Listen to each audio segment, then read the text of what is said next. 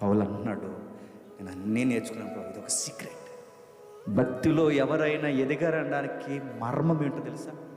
వాళ్ళు ఎక్కడున్నా అడ్జస్ట్ అయిపోతారు. వాళ్ళు ఎక్కడున్నా అడ్జస్ట్ అయిపోయి బతకడం నేర్చుకుంటారు. మరో పాస్టర్ గారు ఉన్నారు. ఆ పాస్టర్ గారికి 2 మగపిల్లలు. బాగా వినండి, భక్తి అర్థమైన వాళ్ళు ఎలా ఉంటారు చూడండి. ఆ పాస్టర్ గారికి 2 మగపిల్లలు. ఆ 2 మగపిల్లలు ఉండగానే ఈ తల్లి మరొక ఆడపిల్లకి జన్మనిచ్చింది. బాలింత కింద నిద్రపోకూడదు కదండి.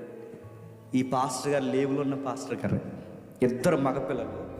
రోజు తల్లి గర్భిణి అవ్వకముందు వీళ్ళు రోజు మంచం మీద నిద్రపోయేవారు. అందరూ కలిపి ఒకళ్ళ మీద ఒకరు కాలేజీకి నిద్రపోయేవారు. కానీ ఇప్పుడు ఈయన సిటీలో సేవ చేస్తున్నాడు. పేద పాస్టర్, లగ్జరీ రూములు లేవు ఆయనకి. ఒకే ఒక గది. ఆ గదిని అనుకునే కిచెన్ ఉంటుంది. ఆ గదిలోనే మంచం ఉంటుంది. ఆ గదిలోనే అన్ని సామాన్లు ఉంటాయి. ఆ గదిలో ఉండగానే ఇప్పుడు 2 మగపిల్లలు, మళ్ళీ ఆడపిల్లలు. ఇప్పుడు బాలింత కింద నిద్రపోకూడదు.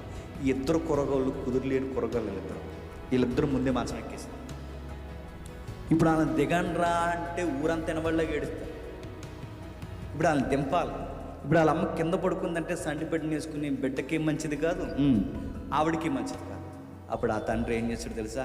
పక్కకు పోయి, దేవా ఏంటి ప్రభు నీ సేవలో మాకు ఇలాగిచ్చేవాడిని ఏడలేదు. ఏమని తెలుసా? ముందు వాళ్ళ నాన్న మంచం మీదకి వెళ్ళి ఒక మాట అన్నాడు, రే ఎవడైనా కింద పడుకున్నట్టు బాగుదు రే అన్నాడు. అది నా ప్లేస్ రా అన్నాడు. నాది అన్నాడు. లేదురా అందరూ మంచం ఎక్కండి, ఎవడు ఫస్ట్ దిగితే ఆడితే ఆ ప్లేస్ అన్నాడు. టకటకమని 2 దిగేశారు. నాన్న మాది, ఫస్ట్ నేను, సెకండ్ నేను అనగానే అయితే థర్డ్ నేను, మన ముగ్గురు ఎక్కడ పడుకున్నాం అన్నాడు. అప్పుడు వాళ్ళ అమ్మకి వాళ్ళ చెల్లికి పైన సూటు. నేను ఎందుకు చెప్తున్నా బతకడం నేర్చుకోవాలన్నా. దేవుళ్ళలోకి వచ్చిన తర్వాత బతకడం నేర్చుకో.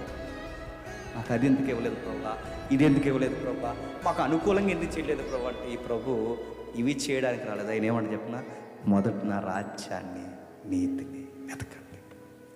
మొదట నా రాజ్యాన్ని నీతిని వెతకండి. అప్పుడు మీకు ఏం కావాలో నాకు తెలుసు. మీకు ఎంత అన్నం ఉండాలో నాకు తెలుసు. మీకు ఎలాంటి రైస్ దొరకాలో నాకు తెలుసు.